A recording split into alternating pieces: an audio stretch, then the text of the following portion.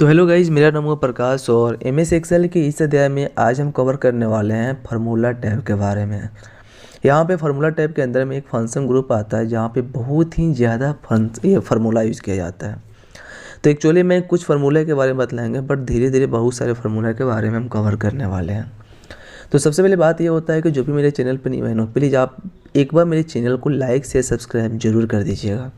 और हम जितने भी ये एक्सेल के वीडियो अपलोड कर रहे हैं आप स्टेप बाय स्टेप देखिएगा, समझिएगा, तो आपको बहुत ही अच्छे से क्लियर हो जाएगा।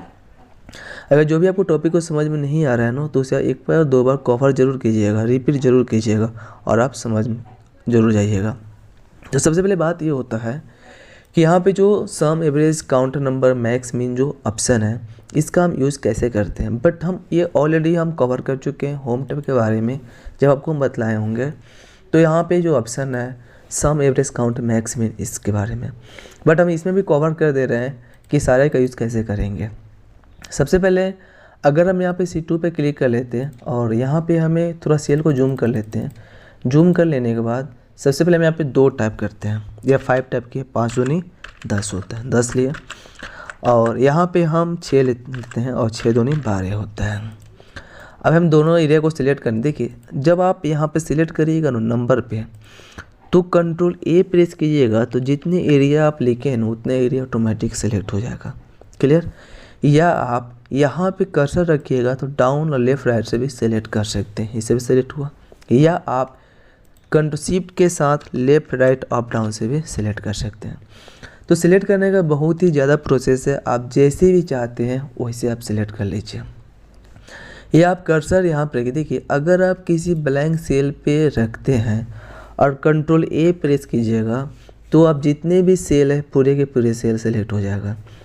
बट अगर आप जहाँ पे लिखे हैं वहाँ पे ही कंट्रोल A से सिलेक्ट कीजिएगा तो जितने एरिया में आप लिखे हैं ना उतने ही एरिया सेलेक्ट होता है। अब इसे थोड़ा सा यहाँ पे प्लस देखिए, थोड़ा सा आगे किए हैं तो प्लस का सिंबल है जो वाइट में शो कर रहा है, वैसा वाइट नहीं आना चाहिए। अगर आप इस कर पे थोड़ा यहाँ पे कोना है जहाँ पे प्लस का सिंबल आ रहा है ब्लैक कलर में, वैसा आना चाहिए। और माउस से ड्रैग कीजिएगा डाउन की तरफ, तो देखिएगा ऑटोमेटिकली वो अपने से पहाड़ा जो होता है उस टाइप में चले जाएगा, उतने में इसको कवर हो जाएगा। अभी तो ये ऑलरेडी सिलेक्ट है, अगर बाई चांस सेलेक्ट हट जाता है तो फिर से आप कंट्रोल A के साथ सिलेक्ट कर लीजिएगा। और जैसे आप इस कोने पर जाते हैं और राइट साइड में कर्व कीजिएगा तो ऑटोमेटिकली क्या होगा, ये डेटा पूरा टाइप हो जाएगा।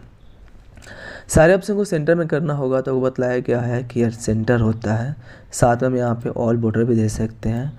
एंड हम यहाँ पे 3 कॉलम को सिलेक्ट कर लेते हैं, फिर से हम यहाँ पे ऑल बॉर्डर देते हैं। और सबसे पहले हमें जो यूज़ करना है सम फार्मूला के बारे में, तो हम यहाँ पे सम टाइप कर लेते हैं।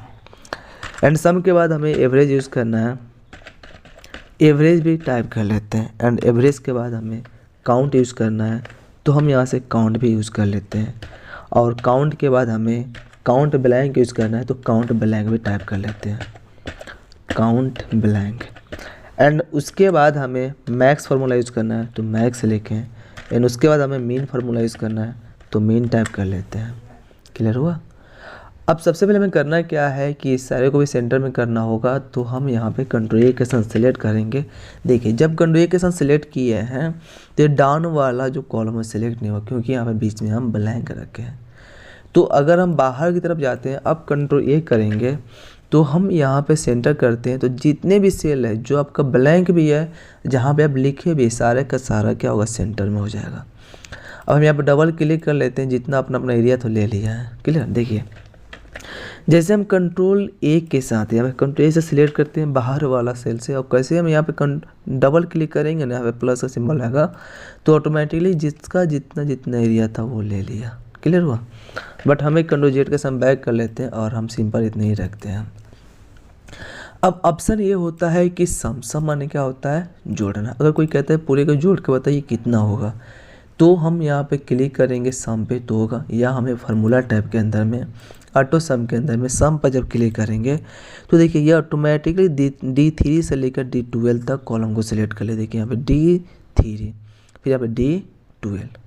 अब यहाँ से लेकर यहाँ तक जो रेंज सेलेक्ट हुआ है, अब इंटर प्रेस कीजिएगा तो 275, इसी टोटल को जोड़ के बता दे 275 हुआ। क्लियर। अगर हम यहाँ पे 200 भी लिखेंगे तो ऑटोमेटिकली बताएगा 450। यानी क्या हुआ कि हम इतने ही रेंज को सिलेक्ट किए थे, तो जब ऐड होगा तो इतने ही रेंज ऐड होता है। ये तो क्लियर हुआ। अगर मान लिया हमें पूरे को जोड़ना है कि पूरे कितना होगा, तो हमें उस टाइम फार्मूला याद होना चाहिए सम।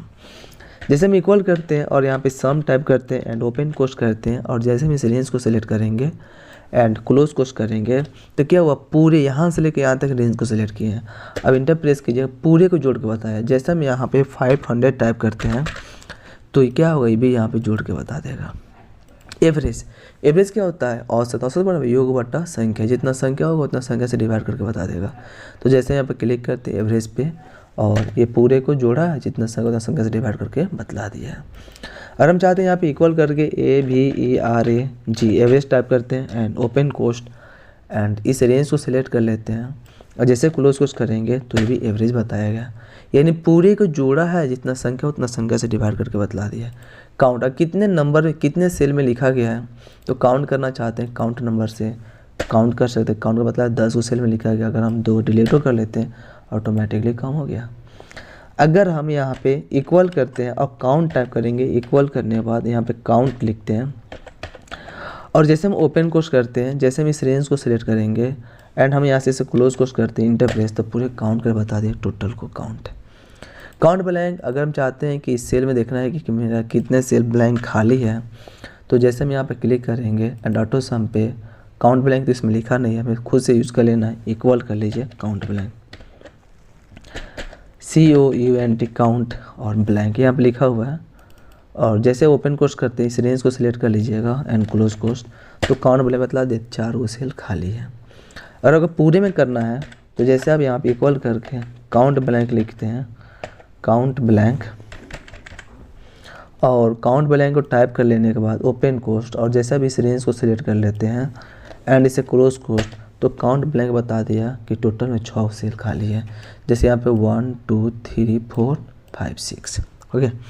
अगर आप 2 4 को डिलीट भी कर लेते हैं तो कम बतला देगा। मैक्स, सबसे ज़्यादा वैल्यू देखना है तो ऑटो सम पे क्लिक कर मैक्स पे क्लिक करेंगे तो सबसे ज़्यादा वैल्यू बताएगा 19। एंड अगर आप इक्वल करके मैक्स टाइप करते हैं एंड ओपन कोस्ट करते हैं, जैसे इस रेंज को सिलेक्ट करेंगे एंड क्लोज कोस्ट इंटर, तो मैक्स बता दिया। मीन सबसे कम करना चाहते इक्वल करके, जैसे हम मीन करेंगे ओपन कोस्ट, तो यहाँ से मिनिमम वैल्यू बतलाएगा कि 10 होगा। अगर आप पूरे में देखना चाहते हैं तो इक्वल करके मीन कर देंगे, और जैसे आप ओपन कोस्ट करते हैं इस रेंज को सिलेक्ट करते हैं तो इसका मिनिमम वैल्यू बतला देता कि कितना होगा मिनिमम।